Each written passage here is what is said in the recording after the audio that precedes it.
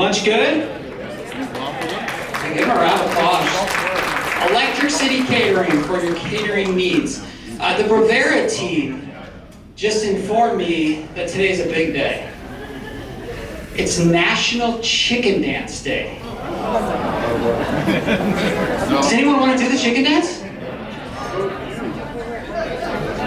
John Juris wants to do the chicken dance. Maybe take that back with your teams and do the chicken dance at your location. So we're going to get started here. If you're still eating, please continue to eat. I'm going to start with mine as soon as Jordan hits that, so you can see everyone the clock on the board. She's going to click start. 5 minutes down, it'll turn red. Then we'll jump to the next person. And ready? And I'm going to go less than 5 minutes. I already know that. So the chamber, the goal of what this conversation is today is to talk about what we're doing in the community to make a difference, or what our mission is, whatever. We kind of gave them free will to talk about it. Well, this event is one of the things we're doing. We're trying to connect people to different people in our community by forming partnerships and building relationships. And so I have a relationship with almost everyone on stage, most of you in the community here, and hopefully you have a relationship with the staff at the chamber. So we can connect you to the right people. So today you have people and leaders around our community that you might have questions for, and they're willing to answer the questions today. Or just say, we'll answer in a future one. So that's one thing we're doing. The other thing is raise your hand if you're part of Leadership Great Falls Ever or Leadership High School. Okay, that's a lot of our community. Significant amount of our community. So we're reshaping that program a little bit to try to bring some more leadership principles to it. It's great that it goes out and about and it tours our community, gives you a different perspective of the community.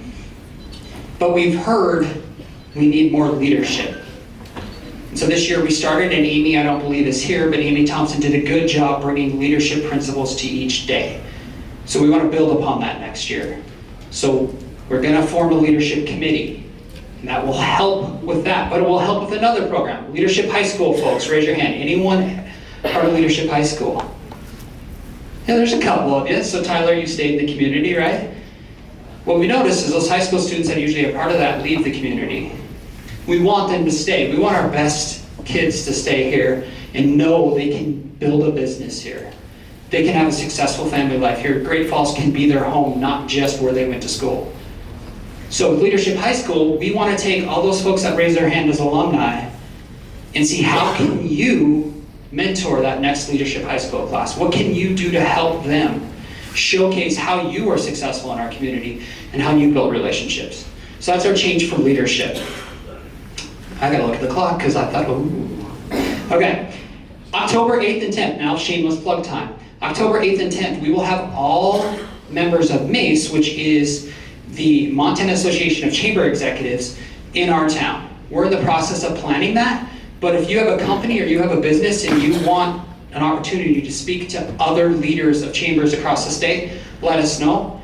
We do have some hotel block rooms downtown, and we're in the process of planning it, just putting that on your calendar. It does coincide with the tourism event, I believe. And then one last little thing. So, heard you loud and clear, right, Matt? I heard from Matt and others. There's a lot of golf tournaments in this town. The Chamber's not doing a golf tournament. We're in the process of planning a member celebration event.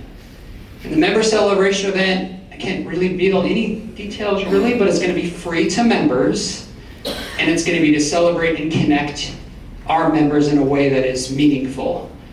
And we hope to have our committees there, our Leadership High School students there, so you can experience other avenues of the chamber you might not get to every day. So, with that, Jordan, you can stop me. You won't ask me questions now, you'll ask at the end. So next up, we have Jen from GFDA. Thank you, Ed.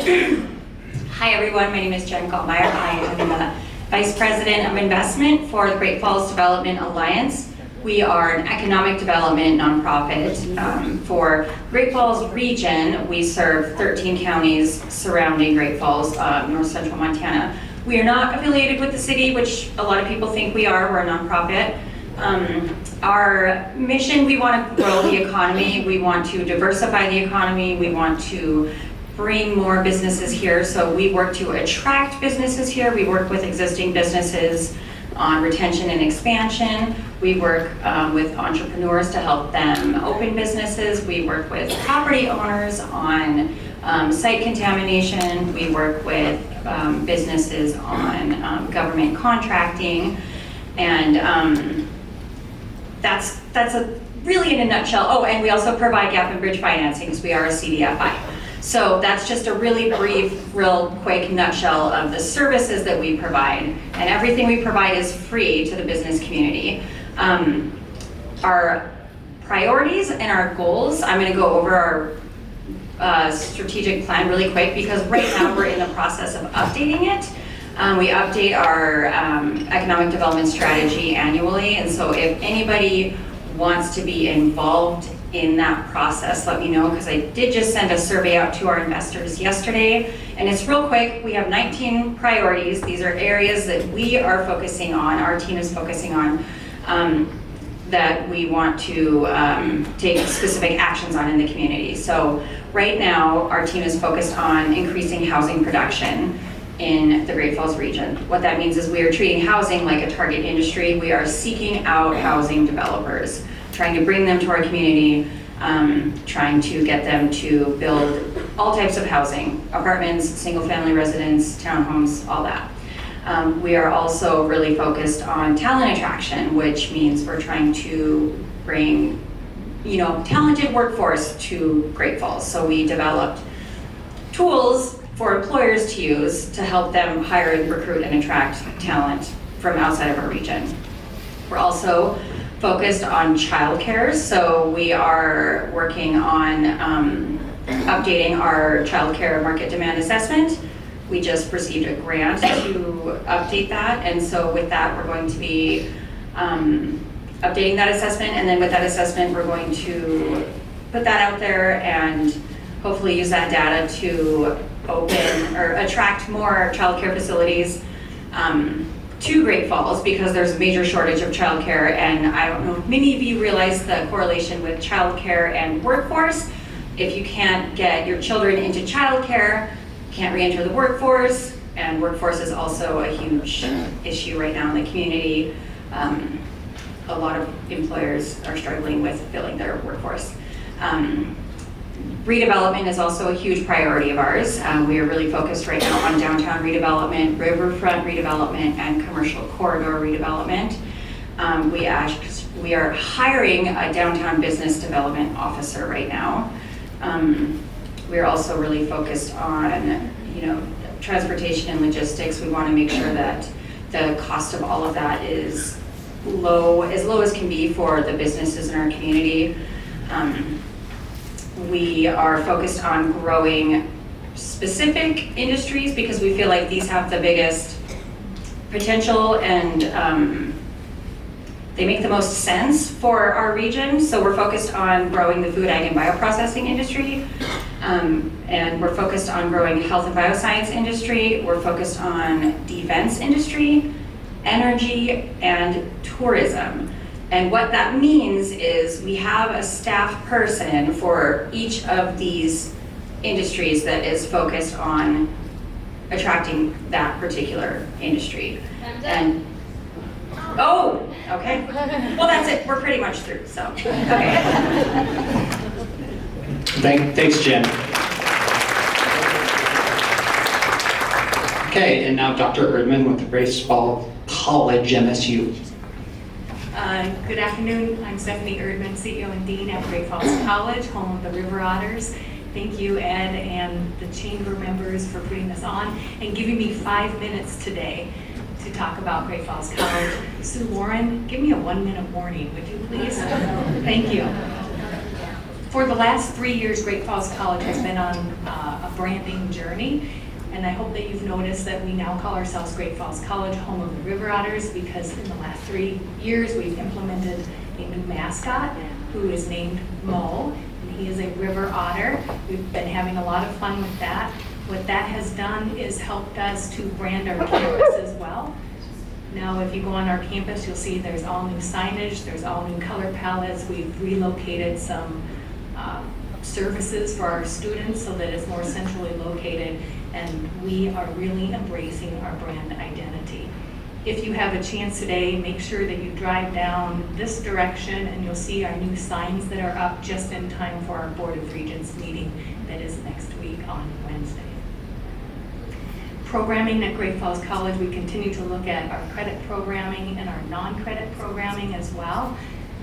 Rather than bringing forward a new program this year, we're really focusing in on the current programs that we have. And we have a really nice program mix between healthcare, trades, business and IT, and transfer students. We want to make sure that our students that enroll in those programs are retained and that they are successful and that they can complete. So we're really honing in and focusing on that. We are also taking advantage of the One MSU, which is our partners that we have within the MSU system, which would be Gallatin College in Bozeman, City College in Billings, and our friends at MSU Northern. So we can have a program here and offer it at those other locations so that we're meeting the needs of our state. The last thing, and I did put a handout on your tables because I was a teacher for 15 years and I feel the need to either have a PowerPoint or a handout. And you can see that in the state of Montana, there are a lot of initiatives around workforce. This is a huge need in our state. So I wanted to capture that information in one visual that's available for you to look at. In the visual, you'll see the name of the workforce initiative. I tried to identify the agency that's kind of spearheading that initiative, as well as putting a little description of what that might be, and if the focus is on high school students or adults. If you have questions about that, I'm happy to answer those after all of the other presentations. I also wanted to call out specifically House Bill 252, which is the STARS Act. Lou Boyd carried that bill, it passed, and this is talking about, and I don't know if Superintendent Hoyer will discuss this as well, but it's helping us get prepared for future ready. And sections 14 and 15 really have to do with our high schools and our two-year campuses and how we can help individuals obtain industry recognized credentials or validated skills training credentials and have a registry that will help folks make that decision and connect industry, connect educators or trainers, and connect job seekers.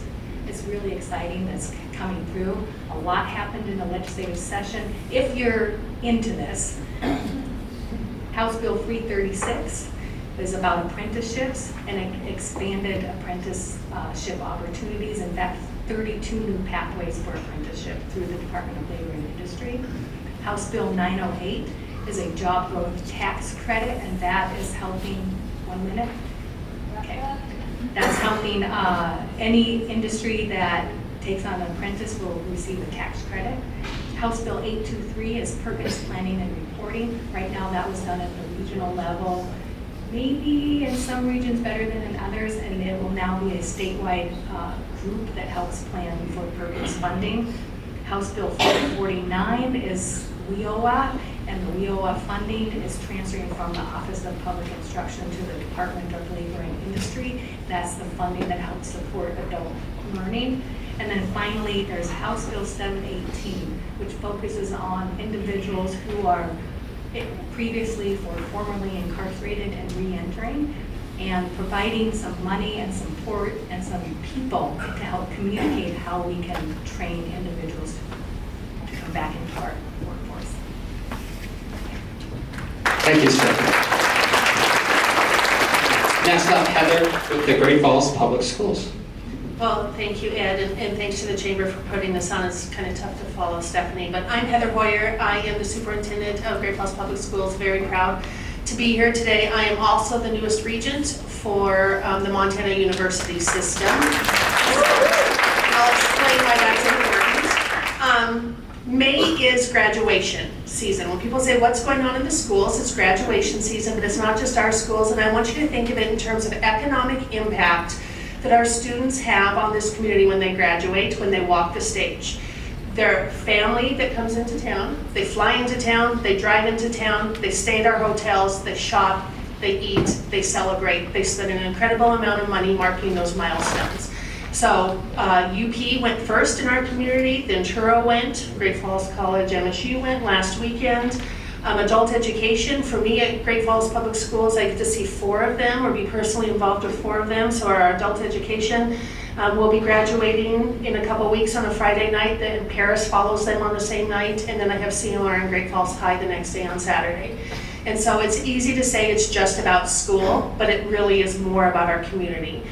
Great Falls Public Schools is really good at differentiating, and I need to give a shout out to someone. I'm going to ask him to take his mayor's hat off right now because he's actually a teacher for us with Great Falls Public Schools. And he runs our Restart program, which is our most current program designed to meet the needs of our students who need something truly different.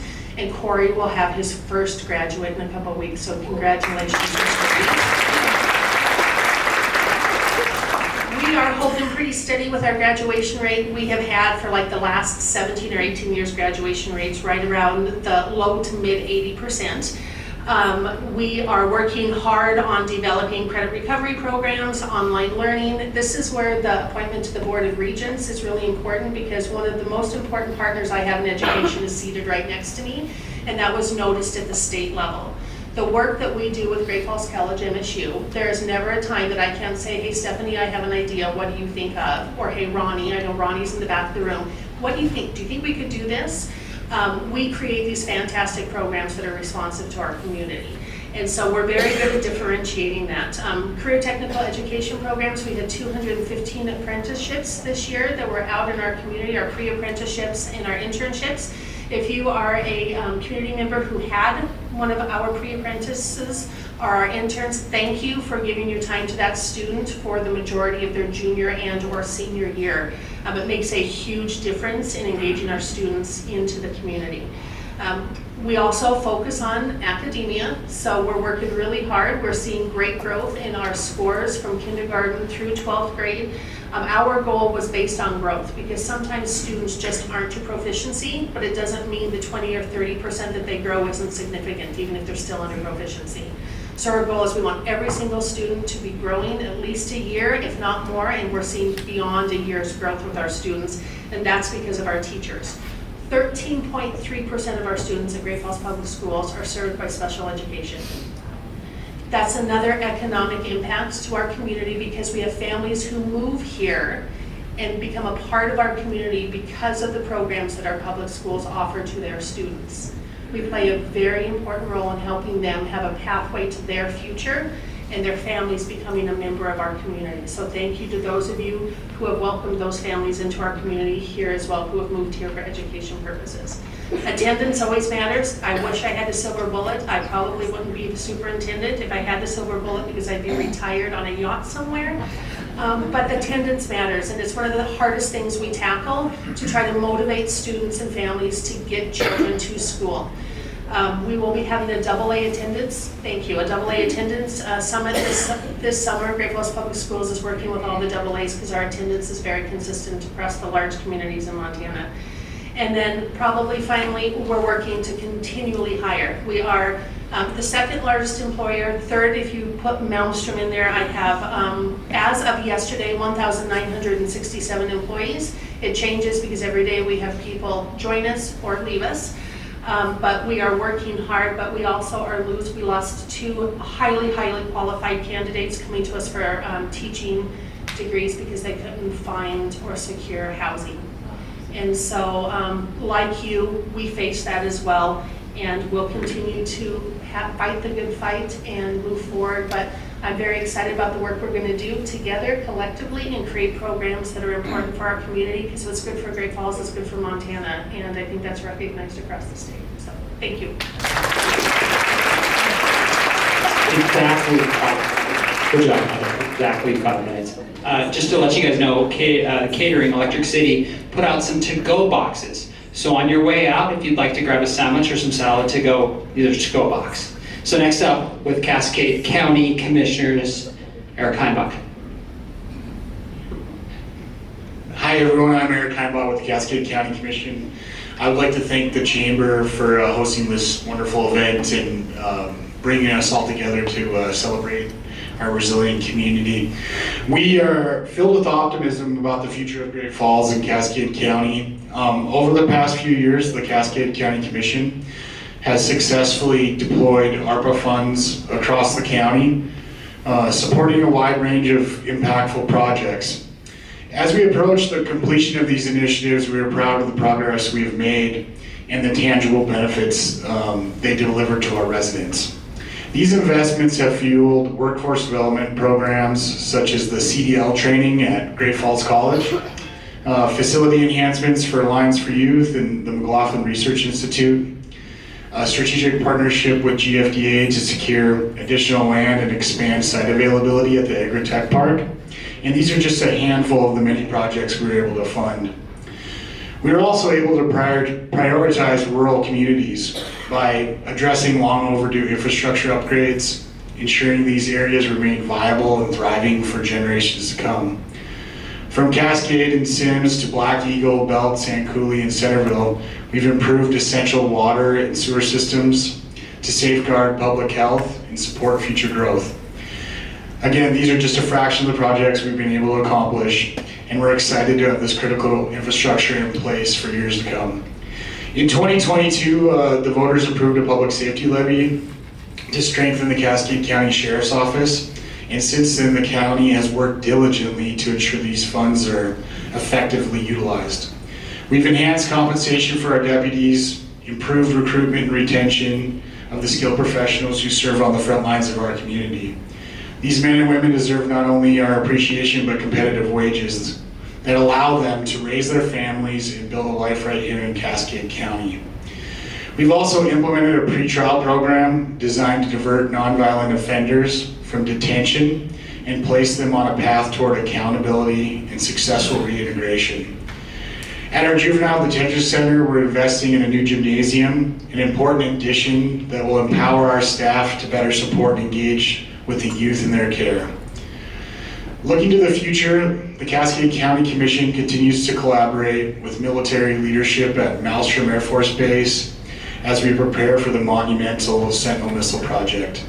This initiative will bring substantial investment in our region, and we are committed to ensuring our county is ready to meet the demands and embrace the opportunities of this transformative economic development. In closing, I'd like to once again express my gratitude to the Chamber and to the business leaders whose commitment drives our local economy.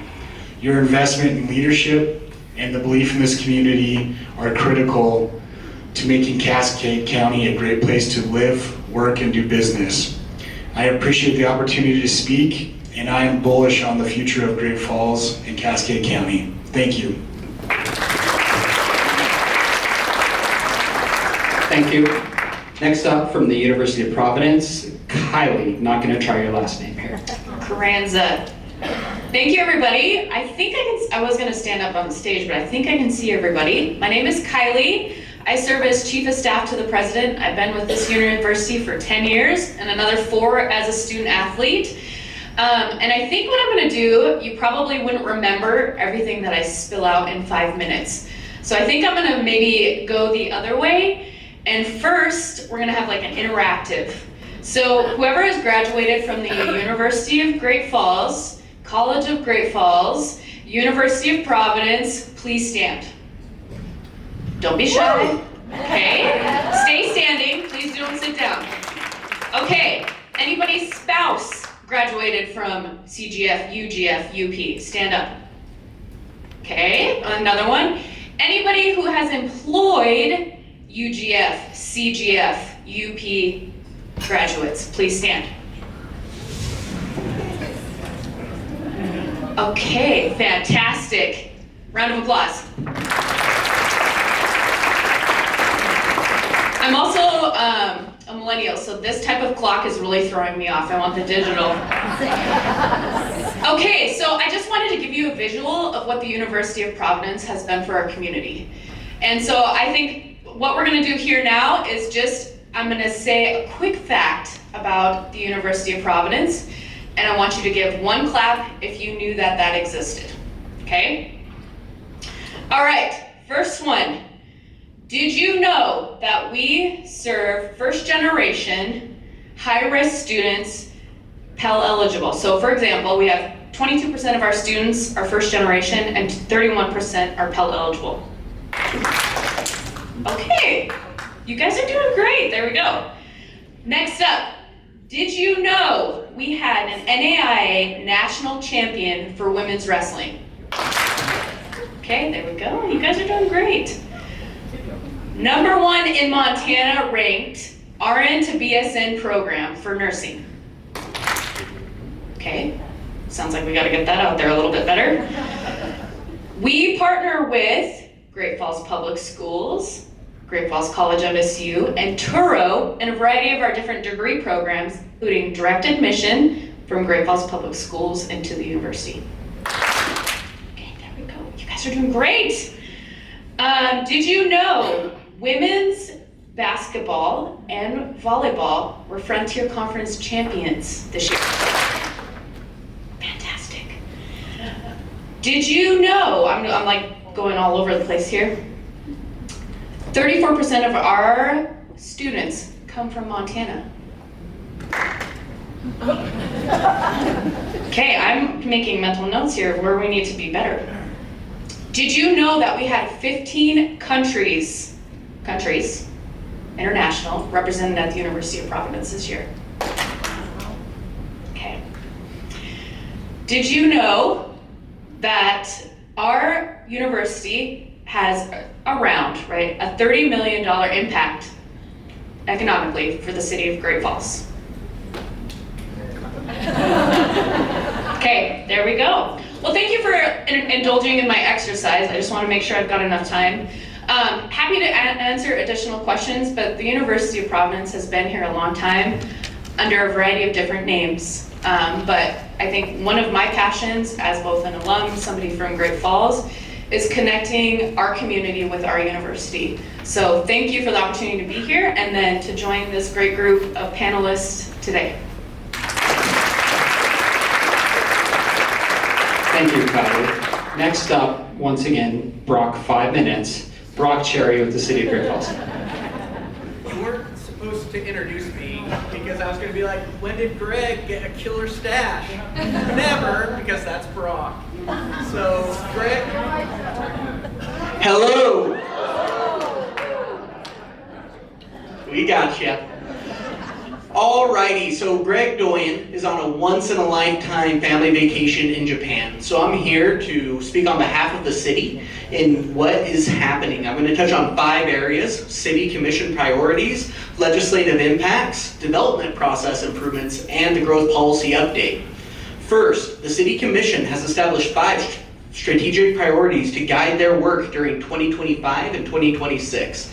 These are: review city services supported by the general fund. Go through them with a fine-tooth comb. Where are we falling short? Where can we be more effective with our monies? And where can we make more improvements? Public safety. A grassroots public safety community advocacy group is in the works to build support for future public safety funding. The commission is also assessing long-term capital needs, including a new fire station and training facility, to ensure we're keeping pace with demand. Number 3, community development. We are going to advance the growth policy. We're going to support housing diversity, and we're going to continue to streamline development review in close coordination with GFDA, the Realtors Association, home builders, the Chamber, and our other community partners. We're going to improve communication through town halls, social media, and direct engagement to help residents understand how local government works and their role in it. And number 5, legislative engagement. The city took a more proactive role in the last state legislative session, including hiring a lobbyist to strengthen relationships in Helena and advocate effectively for the city of Great Falls. I'm running out of time. Next, I want to talk to you about state legislative impacts to the city of Great Falls. Senate Bill 542 and House Bill 231 freeze assessed property values through 2026. reducing residential tax rates, and offer $400 rebates for owner-occupied homes and long-term rentals. While these offer relief, they also eliminate future revenue growth from levies that fund police, fire, and infrastructure. State reimbursements only last 4 years, so we'll need to plan accordingly. Amendments to Senate Bill 382 continue to modernize Montana's land use planning framework and require cities to update growth policies, land use maps, and review timelines, something we've already begun. Other reforms like Senate Bill 245, Senate Bill 243, and Senate Bill 213 legalize taller, more flexible housing types in commercial areas, including up to 6-story buildings. And lastly, House Bill 492 limits local parking mandates, caps off street parking requirements near transit and for smaller development, and prohibits cities from using parking to deny qualifying housing or redevelopment projects, with the intention of making infill and adaptive reuse more viable. Now my favorite part, development process improvements. We're continuing to improve how development happens in Great Falls with the goal of supporting new investment while being mindful of existing neighborhoods, infrastructure, capacity, and long-term viability. These improvements consist of a new geotechnical ordinance, which is being developed to support safe, cost-effective infill through clear, scaled evaluation procedures for soil hazards, like expansive clay and shallow groundwater. Smaller projects can use streamlined reviews, while more detailed reports are required only when necessary. This reduces risk and supports development that fits existing infrastructure. Also, we will be working to incorporate workforce housing as a reimbursable expense in our tax increment financing districts.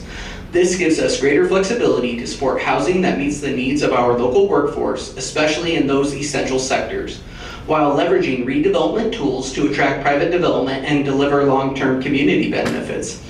And lastly, we're updating our special improvement district policy, which is nearly 30 years old, to reflect current law, best practices, and more effective funding strategies. Special improvement districts are a key tool for financing infrastructure like streets, water, and sewer that support new development. And the crescendo, the growth policy update. We recently published the Growth Policy Public Engagement Report, marking the most extensive public outreach ever undertaken as part of a city planning effort. You're welcome, Great Falls. Over 2,300 responses through surveys, events, and workshops. Key themes including housing affordability, infrastructure readiness, neighborhood character, and downtown revitalization. That input is directly shaping our updated growth policy, land use map, and growth strategies, which will be finalized later this year. Go check it out right on the landing page of futuregreatfalls.com. Mic drop. Thanks, Brock. Next up from Toro College, Shannon. Thank you so much, Ed. Thank you for having us. I'm Shannon McDowell, Director of Admissions at Toro College of Osteopathic Medicine, Montana, or ToroCom, Montana. So an update from us. As you may or may not know, ToroCom, Montana is our state's first and only nonprofit medical school. The Toro University system as a whole is the third largest healthcare producing entity in the country. And as you may or may not know, 11 of our 56 counties within Montana do not have a practicing local physician. So this is a major factor as to why the Toro system chose the great state of Montana to open its 5th DO school. A little bit of by the numbers for you. In July of 2023, we opened our doors and welcomed over 100 medical students who are now rising third-year medical students. Over 50 of those students are starting their core rotations in July at Benefice Health System. Very excited for that. In July of 2024, we welcomed 130 new medical students, and coming this July, which is a very fast 2 months away, we are planning to welcome a full 135 medical students, the max capacity for our DO program. Also in July of 2024, we welcomed our first Master of Science cohort. This is a pre-med pathway program, And as you may have seen on KRTV and heard here, those students just walked to this stage right here at UP for Torocon, Montana's first graduation ceremony. Those master's graduates are working towards staying in Montana and joining our next July cohort of DO students. Finally, in 2024, the Touro University System acquired the McLaughlin Research Institute, newly renamed the Weissman Hood Institute. We currently have over 30 of our students working at the Institute weekly through the Federal Work Study Program, and we have 4 rising third-year students who will begin 1 full year of research at the Institute starting this July. Our medical students just completed their 3rd health fair for the community, with more to come twice every year, so please be on the lookout for our next one in the fall. And our students complete weekly community service at Toby's Crisis Nursery, the Boys and Girls Club, the Rescue Mission, the Montana United Indian Association, and more and more and more.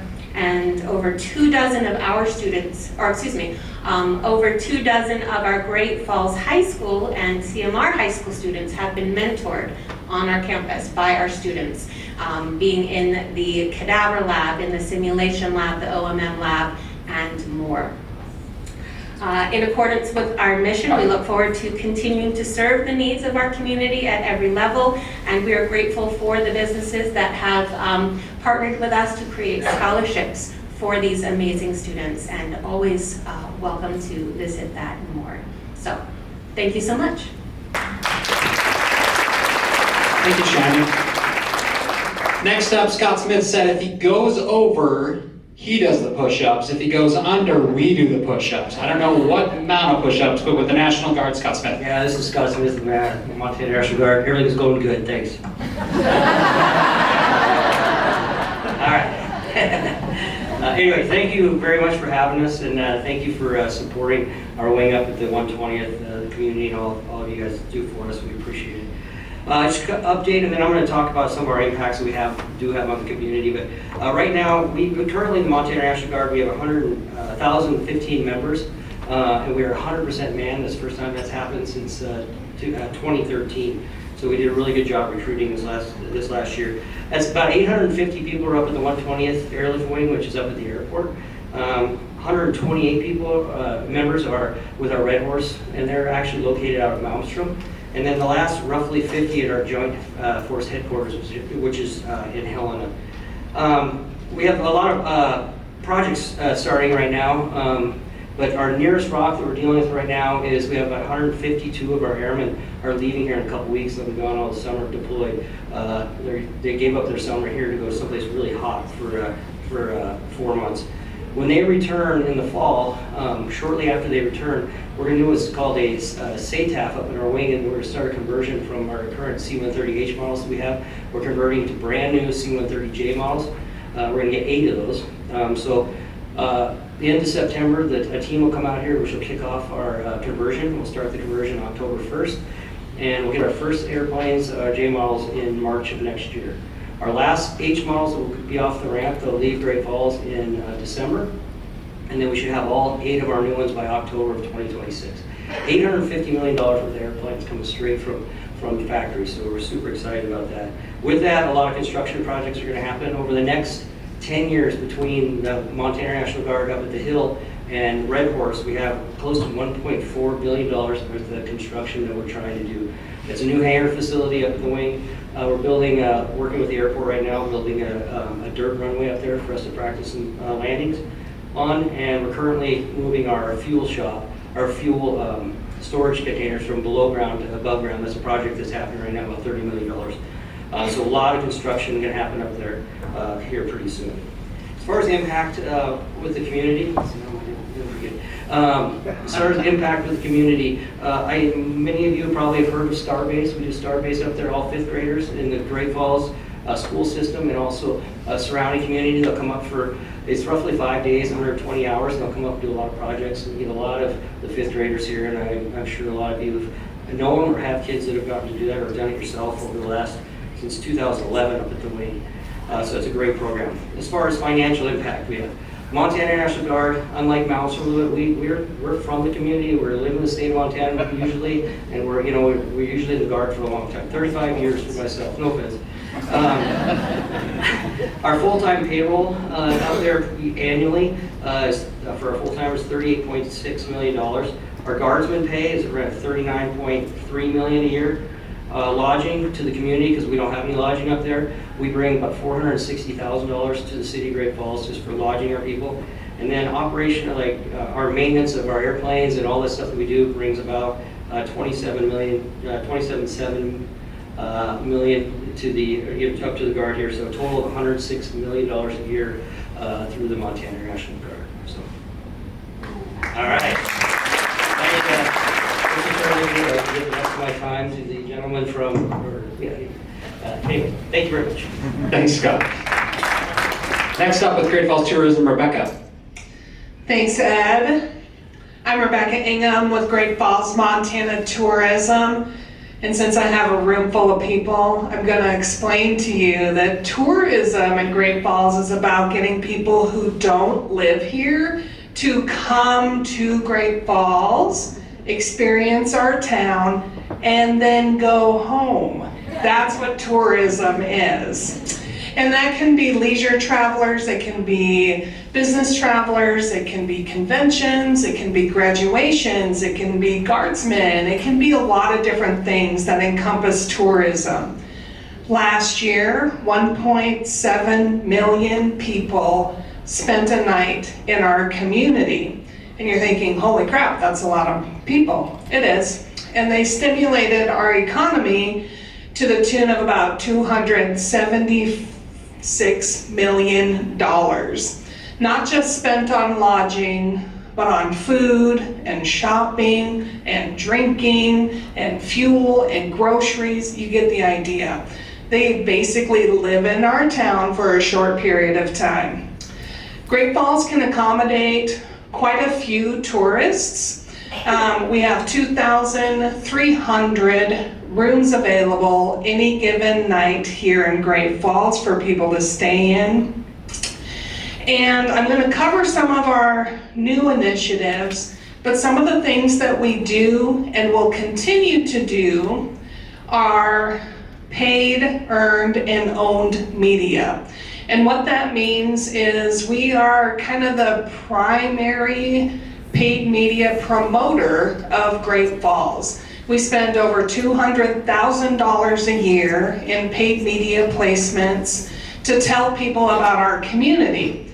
And you're never going to see these ads. Do you want to know why?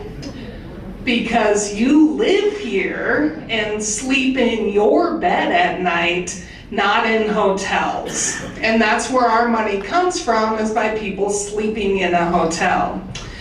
Last year we spent $214,000 on paid media. We generated just under 30 million impressions. We reached 3.3 million people. And that is what we're able to do. We also have on our team someone who manages all of our owned content, which is our website, our social channels, our podcast, which is Montana's #1 podcast. And then we have someone on our team that does group recruitment. So sports, tour buses, conventions, and meetings. And if you've gotten the opportunity to leaf through your most recent VIA magazine produced by AAA, you will see in there a beautiful article about Great Falls, Montana. That kind of stuff doesn't just happen. That is your tourism office working with the state of Montana to pay for people to come in here, experience Great Falls, and then write about it. Now, our new initiatives for fiscal year 26, which begins July, is to finally adopt and formalize in writing the Great Falls, Montana brand. We've all been talking about it for so many years, and when we spend $200,000 a year on paid media, we've already done that branding. We are going to be producing some signature events this year. The first one is going to be on October 11th. If you want to know more, you can come see me about that. We are going to be implementing some frontline training for our Great Falls champions. And then one of the great things that we are going to be doing is a new lead to reinforce our film and TV production by creating a lot more resources online and building stronger relationships with our content director, who got a title upgrade to also include film and television production liaison, who will help movies and TV producers, when they come into our market, get locations and resources that they need. I'm done. Thanks for that. Sorry the clock is so intimidating. Next up, Kelly Pierce with Downtown Great Falls. Good afternoon, thank you. It's an honor to be up here with all these wonderful people, and thank you for coming today. I gotta start my timer so I don't lose track. All right, the downtown of Great Falls, please raise your hand if you've been downtown. I should see everybody's hands up, thank you. So downtown Great Falls is made up of several different entities. I'm the executive director for the Business Improvement District and the Downtown Association, two separate nonprofit organizations, two separate boards. And we are a small but mighty team. I have one staff member, Harley, back there. She's amazing, does all of our social media. She's our marketing and event coordinator. So her and I and our board of directors pretty much run downtown. So we appreciate everybody that comes down to visit. So the way that we're set up, we are a nationally accredited Main Street program, one of two in the state. Butte is the only other one, which means we do a lot of reporting and gathering of stats so that we can keep this accreditation. It also allows us to apply for national grants and funding that we wouldn't otherwise qualify for. So our organizations, the Business Improvement District, like I said, is a nonprofit. We have a very small boundary. We're the oldest BID in the state with the smallest budget. So our boundaries are kind of like a puzzle piece, but it's mainly the core business district of downtown, and we cannot spend our funding outside of those boundaries. And our funding comes from a special assessment that is on property owners' property taxes.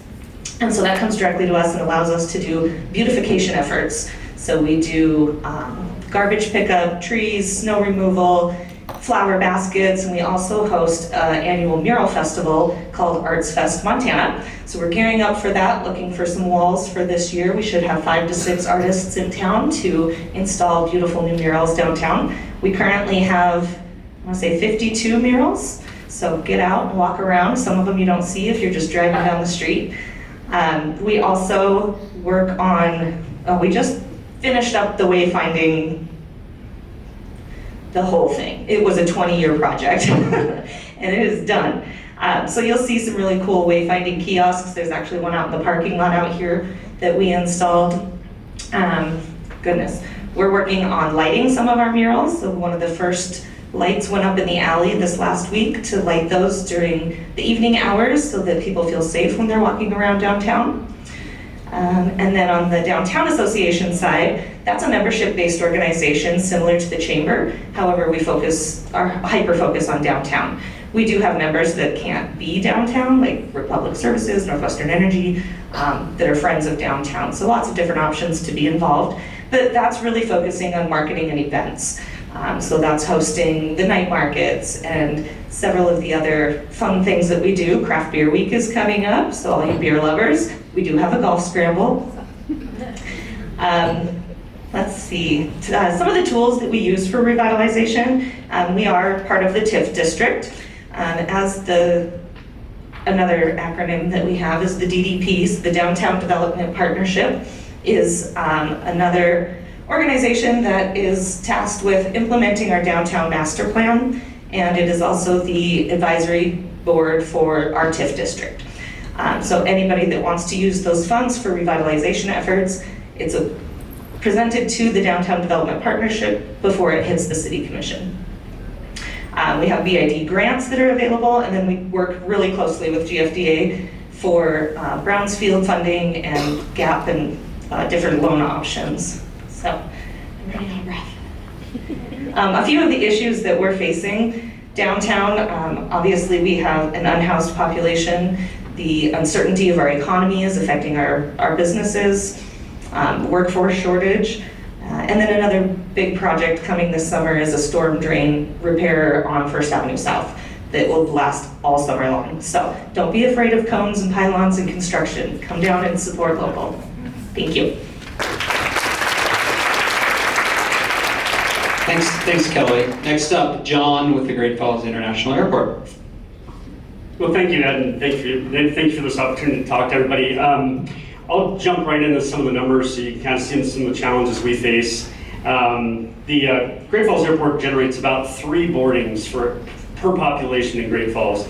That's a long-term relationship that's held for decades, which essentially means we have a base load in the non-summer months of 500 passengers. And we've had that literally for 30 years. That's kind of our daily demand. That's what we can get scheduled airlines to serve throughout the year. If you think about that amount of traffic will support about 14 50-seat jets that don't exist anymore. It supports about 8 76-seat jets. I'd note that the airlines have not bought 76-seat jets en masse in 30 years. So that plane is also coming to the end of its life. It supports about 5 737s or Airbuses. So you can see the problem. We're necking down to a choke point that's going to be very difficult to hurdle in a small community without population growth. If you think about how the retail industry has changed in the last 30 years that we've held that same population, it's now fewer storefronts in bigger box stores, right? I mean, we all see that. You know, the Herbergers go away, the specialty retailers go away, and we're all stuck with big boxes.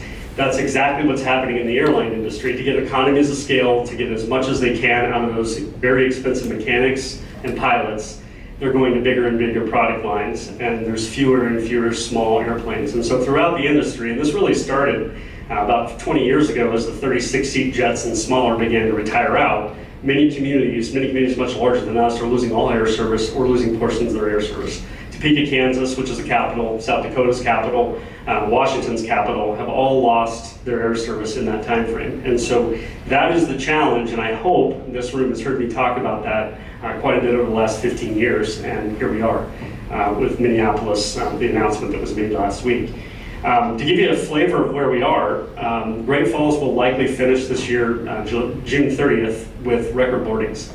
This is the second time, the other time being 2014, that we've hit 195,000 boardings and immediately contracted off that level. It is a natural ceiling for the market, given that we have the same population throughout that period. So when you look at our spring, April, May, June this year, we had about 38% more seats than we had in the same period of 2019 because of the introduction of 76-seat jets to Denver and to Salt Lake. We didn't fill that capacity. Throughout the spring period and the year or so prior after COVID, the Salt Lake flight in particular ran low load factors, 70% lower. The airlines really want to see an 80% load these days. That's kind of the market standard. And so that is the problem. Minneapolis, interestingly, held up very well, but Delta's made the decision that there are more connections available out of Salt Lake, and it makes more sense to have a full pallet of 3 flights a day rather than a smattering to 2 different hubs. So that's kind of where we are. So where do we go from here? Most of the legacy carriers, the Deltas, Uniteds, are not real interested in seasonal service as a long-term solution. But what we do see across the industry of small airports is the introduction of ultra-low-cost carriers with seasonal service. So 3 a week, 2 a week, to California, 4 a week even, that's where we're really focused. And there's a couple of reasons we are. First of all, we can find an airline that wants to do that. It's a strategy we're seeing working at small airports across the country. It creates inbound tourism, so we're actually getting other traffic that we can't generate because of the population stagnation. It also lowers the price point buy-in, so we stimulate some discretionary travel. Folks that might not take a flying vacation take one if the price point's right. It helps us consolidate the region. So we're competing with Billings and Lewistown, we're competing in Lincoln with Missoula. This helps us to consolidate some of that traffic, and the Canadians also with a lower price point and generating those direct flights. So that's why it works. And what it does is if we can get the market back up and bust through that ceiling of 195, the airlines look at the overall market and see, oh, Great Falls is a 200,000 person market. It looks like growth in the community, and so that's one of the reasons we're so focused on it. We've got to put some meat back on the bones, and we see that throughout the community when you look at the retail offerings around town. We've got to get some meat back in the bones, and that's going to require growth.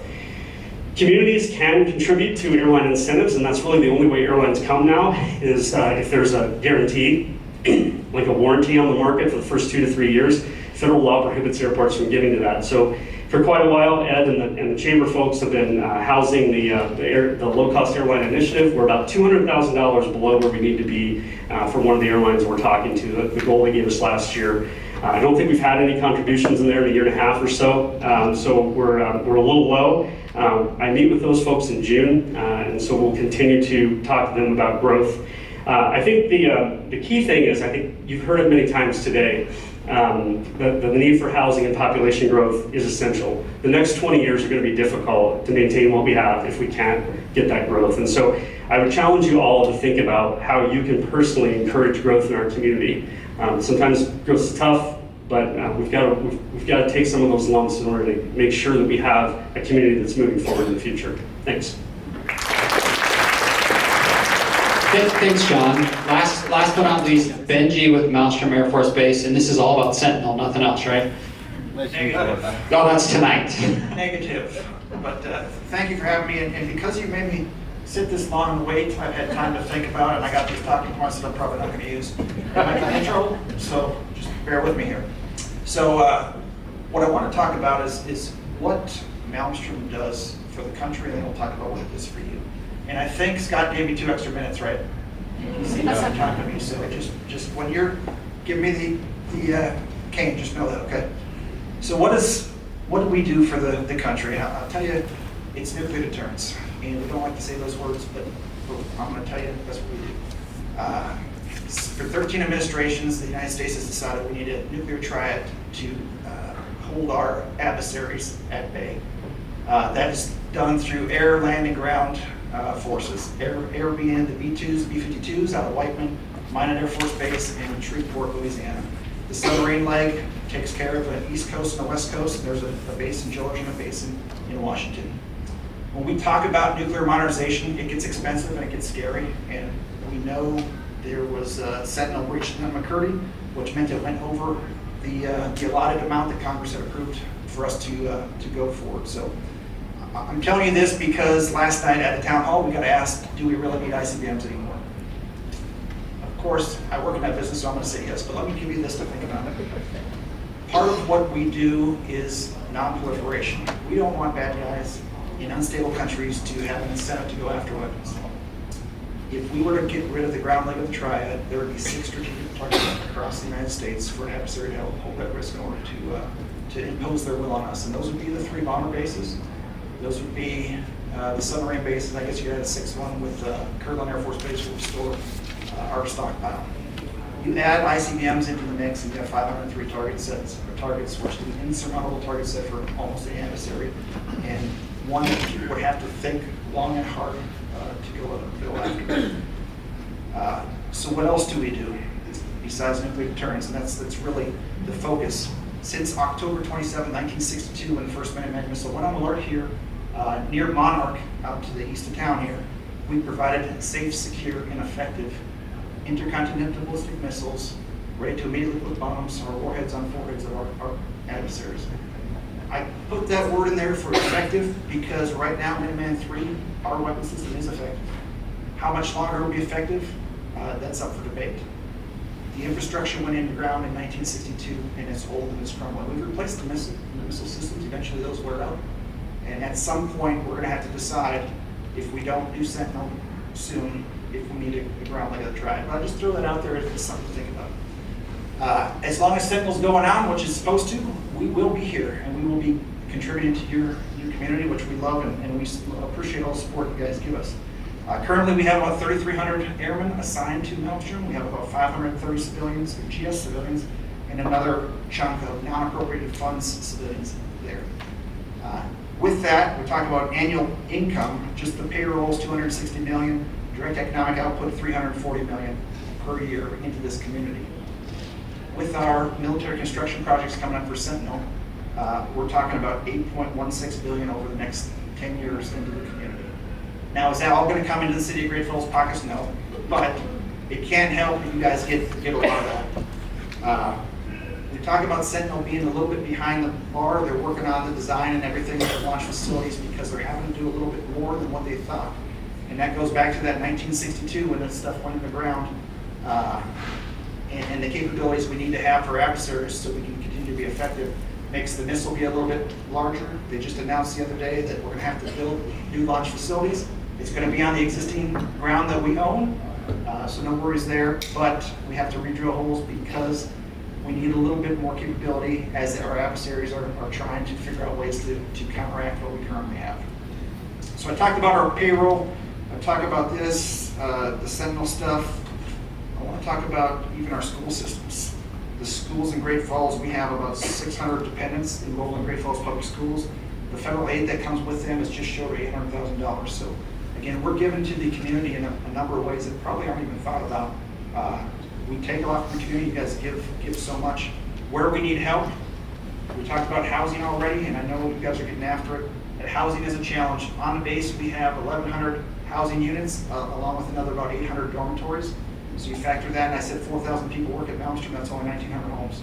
Yeah, there's some military to military, but obviously we come into the communities, we rent, we buy homes, and there is a shortage, and you guys all know that. Talked about civilians for a second, and I know I'm getting close, time's up, but Scott told me 2 minutes, so I'm going to hear it. I'm going to talk about this too. Well, it is kind of a down. None of the money's big. Where we need help, though, is, we talked housing, but our civilians, we've had to cut a chunk of those. So I said 530 civilians. They did a deferred resignation program, I think. 2 different sessions of it. We lost 28 on the first round. We lost another 31 on the second round. They unfunded some of our unfilled positions to the tune of 49 out of 57. So when you look at that, we're down about 20% of our civilian manpower from what we're allotted there. What does that mean? It impacts some of the ability to do different things. One of those is the CDC is having to cut back hours. The Child Development Center. We had a child care cohort out and brought a lot of folks from town out to the base to talk about that, that we may need some help there. And so there's business opportunities, I think, when we talk to the chamber, is daycare and homes and housing. Those are things that we really need. With that, Scott said I'm a bummer, so I'll get off the stage, but if you guys have any questions, I'm happy to ask them. Thank you. Thanks, David. Can we give all our panelists a round of applause one more time? Thank you. I know 5 minutes is tough to get everything in, but now it's time for questions. If you have questions for any of the panelists or myself, raise your hand. We have microphones that'll come around, and it looks like we got one right there already. You're coming with a mic. Just give 1 second. Taylor's right behind you.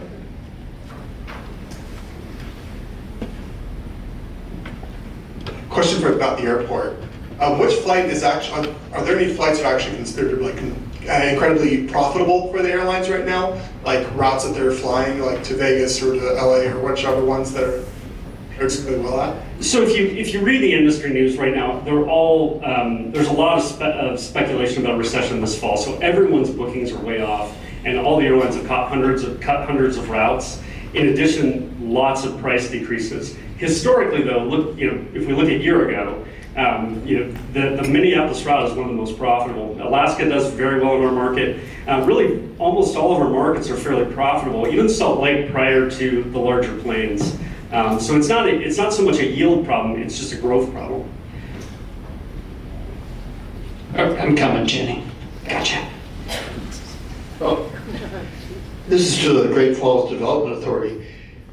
Is the Great Falls Development Authority limited to just Great Falls, or does it include Cascade County?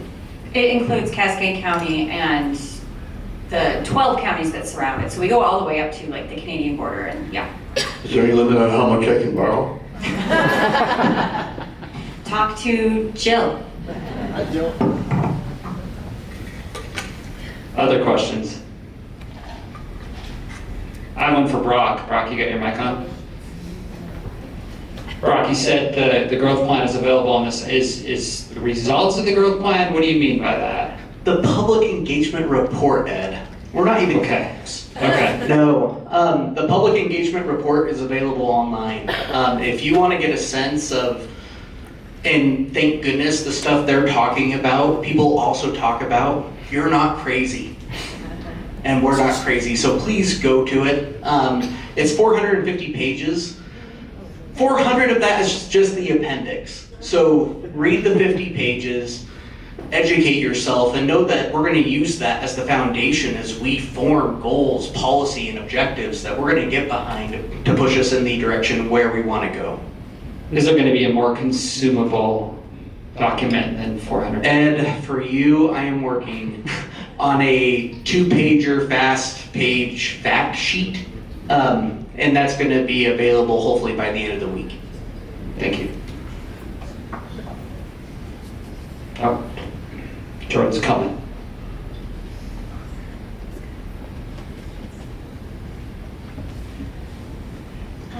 This is, I guess, on housing, so I'm not sure who exactly to direct it to.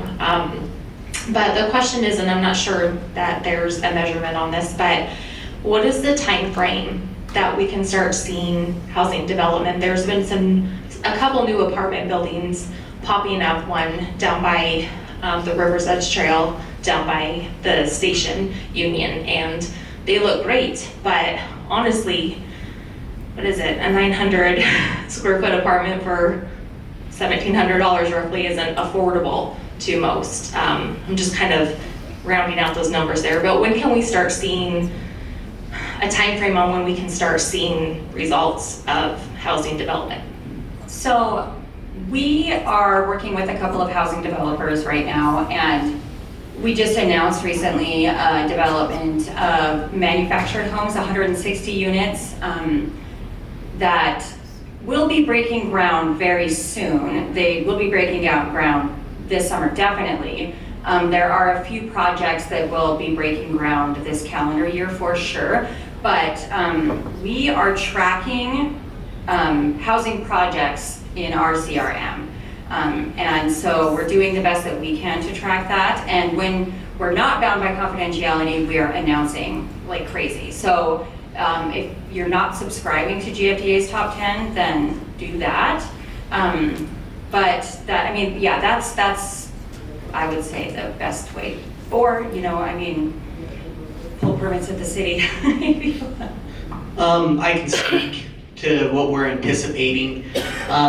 The city, for the past 10 years, we only range between 30 to 50 new single-family building permits every year. To echo what John was getting at, we've only grown by 3% in the last 20 years. You need to start sharing that with your friends and getting around, because I think there's a false assumption, because we do see some growth happening, that it's happening at scale, and it isn't. We are getting there. One of the biggest difficulties we have, and why I'm very glad we have GFDA getting people, is we don't have the combination of expertise and capital investment to give us the scale of development we need. So for example, we're working with one developer who's been a home builder who's doing his first ever subdivision. And it's a huge deal, and it's taken a long time.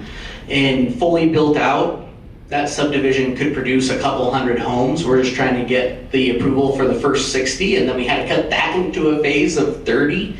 But now is the time, if you have ever been interested in owning properties or developing stuff, we need you. I believe that we are going to provide more housing through more intentional infill development. That's something the city can do. We have not expanded our infrastructure, and we're going to continue to work very hard to bring in the new subdivisions. But something we could do today is people could build fourplexes, they could build multiple homes on smaller lots, and being very curious about these secondary products that aren't familiar in our market.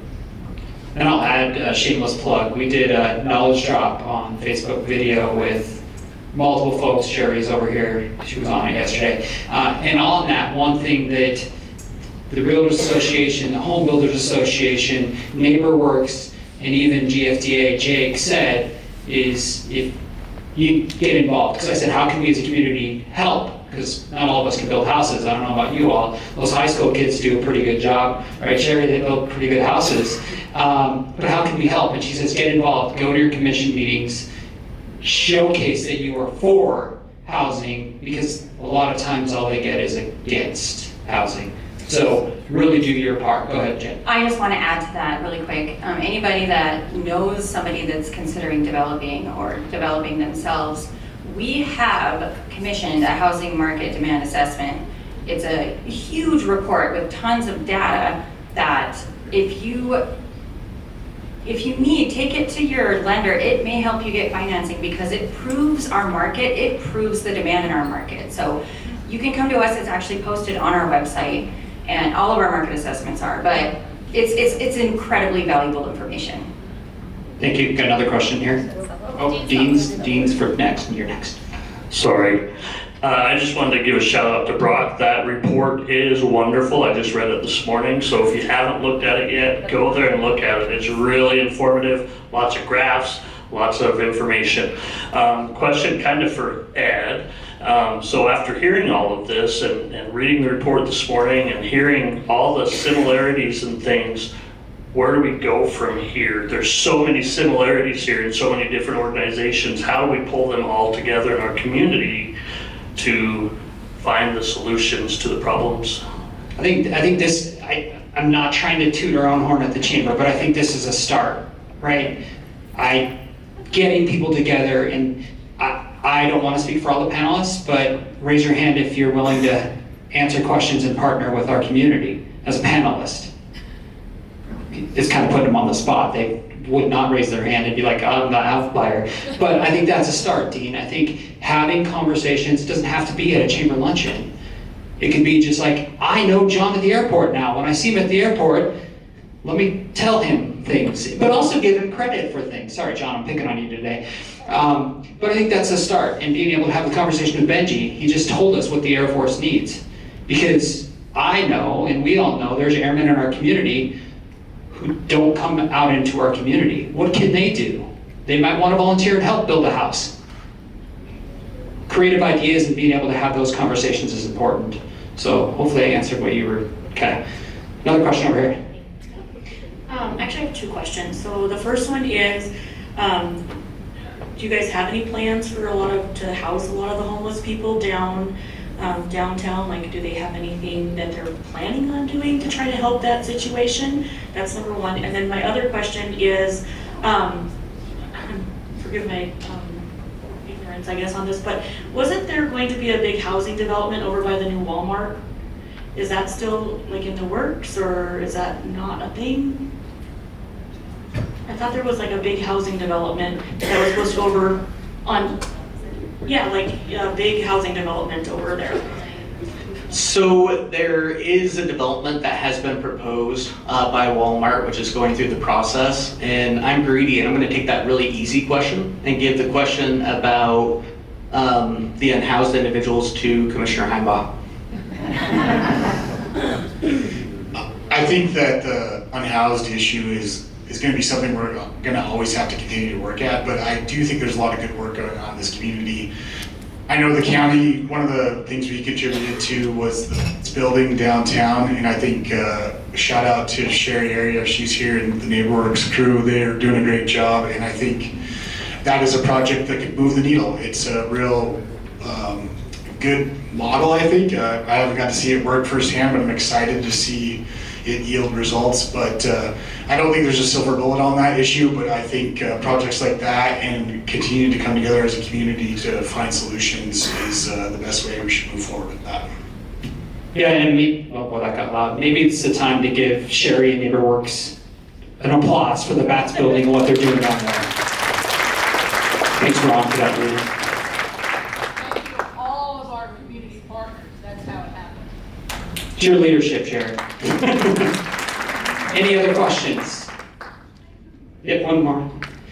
And I don't know if the housing development you were talking about was the gentleman from Bozeman, Mitchell Group, or if it was something in the past. So we can connect. I'm not sure who I need to address it to, but I know I kind of sort of represent a bunch of the landlords here in town. And we have been told, oh yes, there's such a need. And there have been several of us who have tried and applied for the additional dwelling unit because that's legal. And then we get told at the city level, no. And I have 4 different units that I have tried on multiple places. And every time I turn around, the answer is, sorry, that's not grandfathered in, go try somewhere else. How you doing? So, and this is, everybody knows this. If you haven't come to me, you haven't exhausted everything. So all of you are on notice. I'm more than willing to touch base with you after the meeting.